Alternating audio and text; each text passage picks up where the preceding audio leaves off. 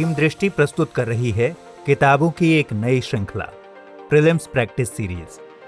इस सीरीज में हैं 6 पुस्तकें जिनकी मदद से आप कर सकेंगे प्रीलिम्स परीक्षा के लिए 10,000 से अधिक प्रश्नों का अभ्यास, ताकि परीक्षा में अधिकांश प्रश्न आपको जाने पहचाने से लगें और आप आसानी से भेद सकें प्रीलिम्स का चक्रव्यूह। इन किताबों में शामिल हैं आज तक पूछे गए व भविष्य के लिए संभावित सभी प्रश्न, IAS, PCS, UGC net, CDS, NDA व सीएपीएफ आदि सभी परीक्षाओं के प्रश्नों का संकलन, प्रत्येक प्रश्न के उत्तर की विस्तृत व्याख्या। प्रीलिम्स प्रैक्टिस सीरीज की 6 किताबें हैं। भारतीय संविधान व राज्य व्यवस्था 1600 से ज्यादा प्रश्न, भारतीय इतिहास एवं कला संस्कृति 2300 से ज्यादा प्रश्न, भूगोल एवं पर्यावरण पारिस्थितिकी 2500 से ज्यादा प्रश्न, भारतीय अर्थव्यवस्था 1200 से ज्यादा प्रश्न, सामान्य विज्ञान एवं विज्ञान प्रौद्योगिकी 1500 से ज्यादा प्रश्न, भारत 2020 बजट, आर्थिक सर्वेक्षण व करंट अफेयर्स, इसमें हैं 1500 से ज्यादा प्रश्न। खरीदने के लिए संपर्क कीजिए अपनी नजदीकी बुक शॉप से या विजिट कीजिए हमारी वेबसाइट drishtiis.com या मंगवा लीजिए अमेज़न अथवा फ्लिपकार्ट से। आपकी सुविधा के लिए इन किताबों के डायरेक्ट लिंक्स इस वीडियो के डिस्क्रिप्शन और कमेंट बॉक्स में दिए गए हैं। नमस्कार दोस्तों, आपका स्वागत है दृष्टि आईएएस एडिटोरियल एनालिसिस के एक नए एपिसोड में। इस एडिटोरियल एनालिसिस में हम 3 चीज़ें करते हैं। पहला, एडिटोरियल का लिंक स्थापित करते हैं यूपीएससी सिलेबस के साथ। दूसरा, एडिटोरियल के की पॉइंट्स को समझने की कोशिश करते हैं। और तीसरा, एडिटोरियल में आए हुए की कॉन्सेप्ट्स जो कि एग्जाम की दृष्टि से महत्वपूर्ण हैं, उन पर भी चर्चा करते हैं। तो आइए शुरू करते हैं आज का एडिटोरियल एनालिसिस। प्रिय व्यूअर, यह वीडियो अंग्रेजी में भी उपलब्ध है। देखना चाहें तो आप हमारे इंग्लिश चैनल दृष्टि आईएएस इंग्लिश पर जाएं। आपकी सुविधा के लिए इस वीडियो के डिस्क्रिप्शन में इंग्लिश वीडियो का लिंक भी दिया गया है। आज का एडिटोरियल हमने इंडियन एक्सप्रेस से लिया है और ये 27 जुलाई को आया है। एडिटोरियल का शीर्षक है हाउस वर्सेस कोर्ट और ये कहता है कि राजस्थान हाई कोर्ट के द्वारा जो 13 सवाल उठाए गए हैं उससे न केवल पॉलिटिकल पार्टीज के भीतर अवसर खुलेंगे, लेकिन साथ ही साथ जुडिशियल ओवररीच का खतरा भी बढ़ेगा। तो आइए देखते हैं आप सिलेबस के साथ लिंकेज। तो ये डायरेक्टली लिंक होता है जीएस पेपर 2 के साथ, जहां कॉन्स्टिट्यूशन और पॉलिटी सिलेबस के इंपॉर्टेंट एरियाज हैं। और यहाँ बात होगी एंटी डिफेक्शन लॉ की, रोल ऑफ स्पीकर की और रोल ऑफ गवर्नर की, और साथ ही साथ विधायिका और न्यायपालिका के बीच के रिश्तों की। तो ये लिंक होता है इंडियन कॉन्स्टिट्यूशन के साथ, सेपरेशन ऑफ पावर्स के साथ, फंक्शनिंग ऑफ स्टेट लेजिस्लेचर के साथ और various constitutional post, powers, functions and responsibilities के साथ भी। तो सिलेबस के साथ लिंकेज स्थापित करने के बाद आइए देखते हैं एडिटोरियल के की पॉइंट्स। तो एडिटोरियल के की पॉइंट्स में जाने से पहले आइए समझते हैं कि मसला क्या है। तो यहाँ आप देख सकते हैं राजस्थान का मैप, और राजस्थान के बारे में हमें पता होना चाहिए कि क्षेत्रफल की दृष्टि से राजस्थान भारत का सबसे बड़ा राज्य भी है। और विगत कई दिनों से राजस्थान में एक पॉलिटिकल क्राइसिस चल रही है, और अब आइए देखते हैं इस पॉलिटिकल क्राइसिस के बारे में और थोड़ा पास से। तो जो 2 मेन एक्टर्स हैं इस पॉलिटिकल क्राइसिस में, एक तो है जो वर्तमान में मुख्यमंत्री हैं अशोक गहलोत जी, और दूसरे हैं पूर्व उप मुख्यमंत्री सचिन पायलट जी। और राजस्थान में कांग्रेस के कुछ एमएलएज ने सचिन पायलट के नेतृत्व में अशोक गहलोत के खिलाफ मोर्चा खोल दिया है। और इसके चलते 14 जुलाई को राजस्थान के असेंबली स्पीकर ने एक नोटिस इशू किया सारे विद्रोही कांग्रेस एमएलएज को, और इस पर ये रेबल एमएलएज ने राजस्थान हाईकोर्ट का दरवाजा खटखटाया। और 21 जुलाई को राजस्थान हाईकोर्ट ने स्पीकर को एक ऑर्डर जारी किया कि अभी के लिए वो सारी डिस्क्वालिफिकेशन वाली प्रोसीडिंग्स को स्थगित कर दें।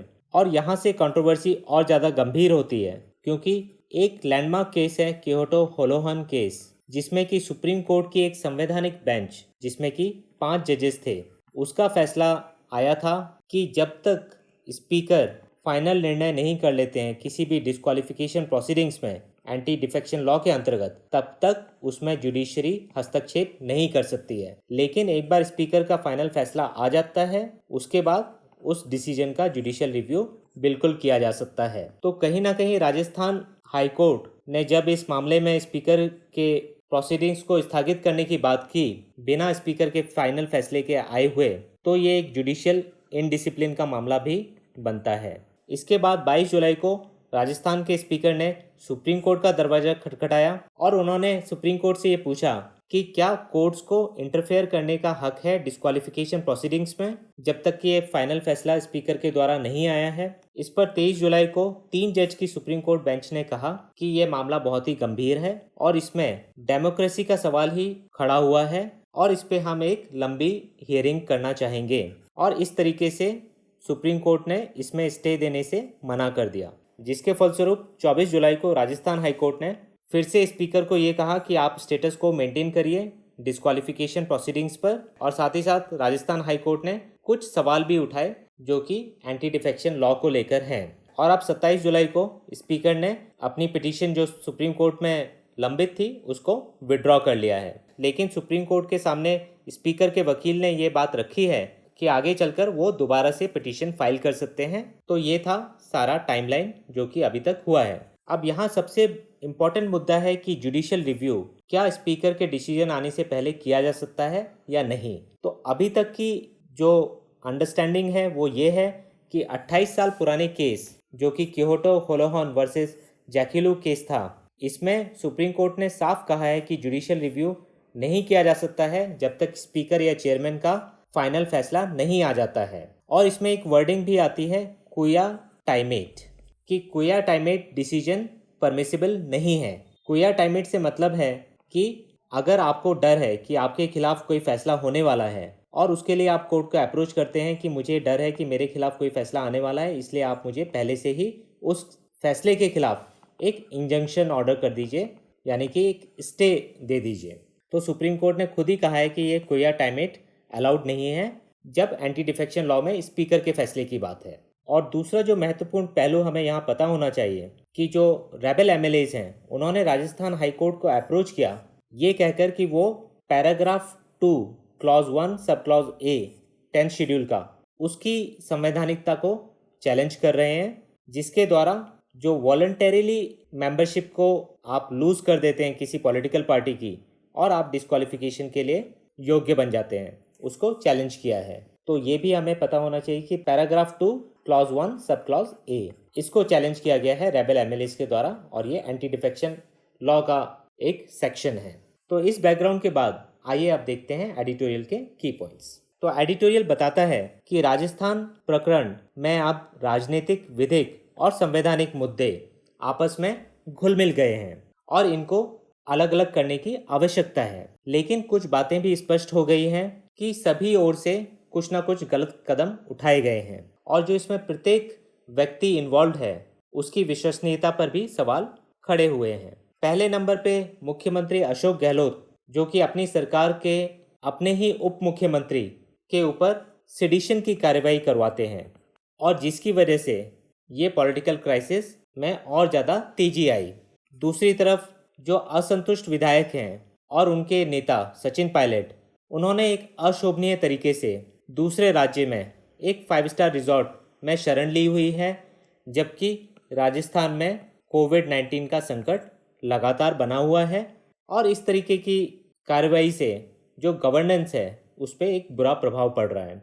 तीसरा एडिटोरियल सवाल उठाता है कि राज्यपाल कलराज मिश्र के द्वारा फ्लोर टेस्ट या शक्ति परीक्षण की मुख्यमंत्री की मांग को नज़रअंदाज करना या उसमें विलंब करना, जबकि फ्लोर टेस्ट को सुप्रीम कोर्ट ने भी माना है कि ये सबसे उचित तरीका है किसी भी सरकार की मेजॉरिटी को प्रूव या डिसप्रूव करने का, और राज्यपाल के ऐसा ना करने से उनके ऊपर भी पक्षपात का आरोप लगाया जा रहा है। और एडिटोरियल कहता है कि राजस्थान हाई कोर्ट के द्वारा स्पीकर के फाइनल फैसले आने से पहले स्पीकर की डिस्क्वालिफिकेशन को लेकर जो कार्रवाई है उस पर रोक लगाना कहीं ना कहीं एक जुडिशियल इनडिसिप्लिन का मामला बनता है, क्योंकि इसमें जो सेटल्ड प्रेसिडेंट है उसको माना जाना चाहिए था और वो सुप्रीम कोर्ट की एक संवैधानिक बेंच के द्वारा दिया गया है।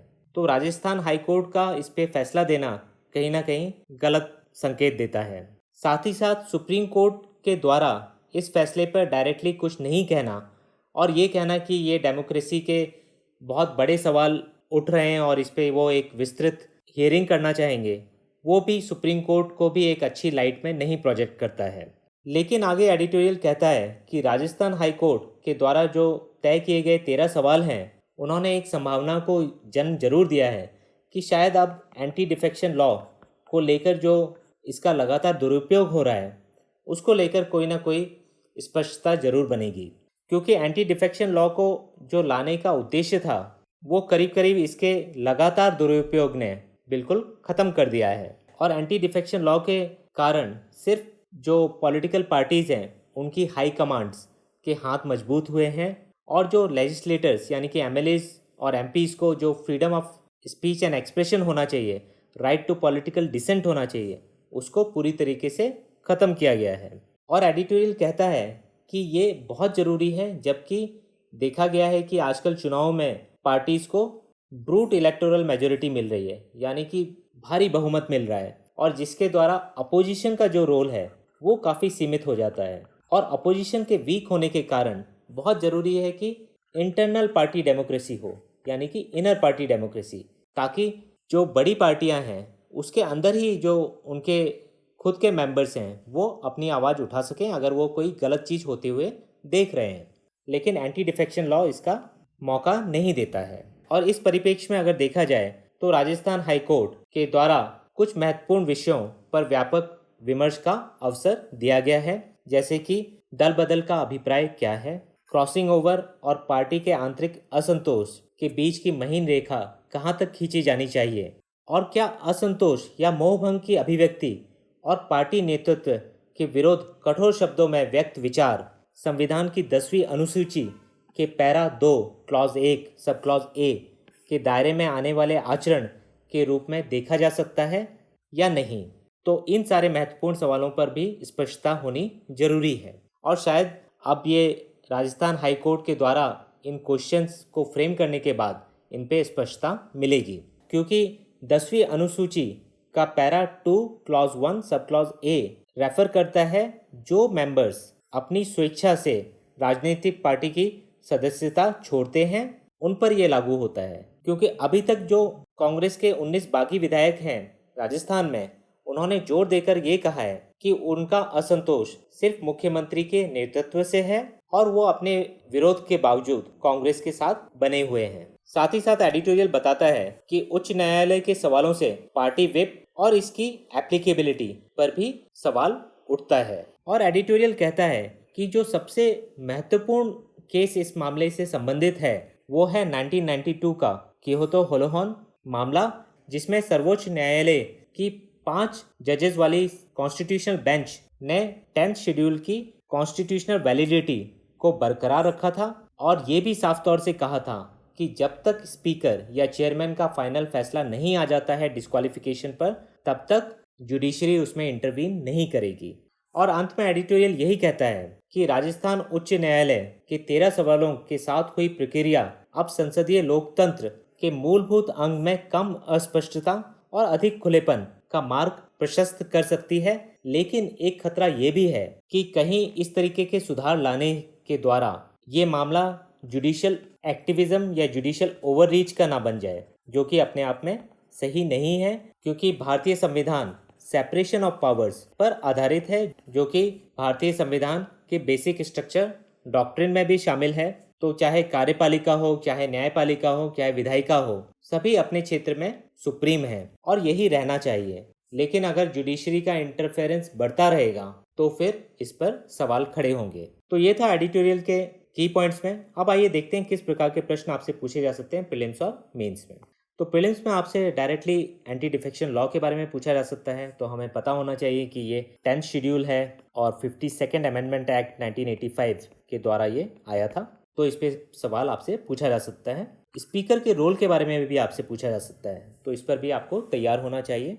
गवर्नर के रोल के बारे में भी पूछा जा सकता है, और फ्लोर टेस्ट भी आपको क्लियर होना चाहिए कि फ्लोर टेस्ट का क्या मतलब होता है, कैसे मेजोरिटी प्रूव होती है। और 2 कोर्ट केस काफ़ी इंपॉर्टेंट हैं जो कि राजस्थान प्रकरण में काफ़ी चर्चा में रहे हैं। एक तो कियोतो होलोहन केस है और दूसरा है नाबम रिबिया केस 2016 का। इस केस में भी सुप्रीम कोर्ट ने ये कहा है कि गवर्नर के द्वारा जो असेंबली का सेशन बुलाया जाना चाहिए वो council of minister headed by chief minister की सलाह पर ही होना चाहिए और इसमें गवर्नर के पास बहुत ज़्यादा डिस्क्रिशनरी पावर नहीं है। और यहाँ जो आर्टिकल है जो आपको याद रखना चाहिए वो है आर्टिकल 174। तो ये कोर्ट केस भी काफ़ी इम्पॉर्टेंट है। अगर मीन्स की बात की जाए तो सवाल आपसे रोल ऑफ स्पीकर के ऊपर पूछा जा सकता है कि क्या उनसे डिस्क्वालिफिकेशन पावर जो एंटी डिफेक्शन लॉ के अंतर्गत स्पीकर को दिए गए हैं वो अब उनसे छीन लेने चाहिए और किसी कॉन्स्टिट्यूशनल बॉडी को देने चाहिए जैसे कि इलेक्शन कमीशन।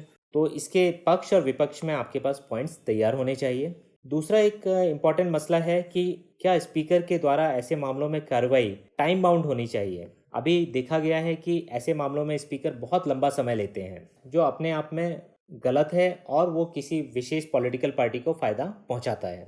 और यहाँ वाइस प्रेसिडेंट ऑफ इंडिया ने भी कहा है कि स्पीकर के द्वारा ऐसे फैसले टाइम बाउंड होने चाहिए।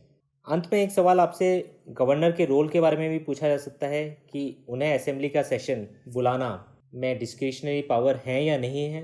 तो यहाँ आप नाबम रिबिया केस 2016 का हवाला दे सकते हैं कि इसमें गवर्नर के पास बहुत कम डिस्क्रिशनरी पावर है, उन्हें ज़्यादातर मामलों में चीफ मिनिस्टर की सलाह पे जाना पड़ेगा। तो ये सब था आज के एडिटोरियल एनालिसिस में। फिर मिलेंगे एक नए एडिटोरियल के साथ। धन्यवाद।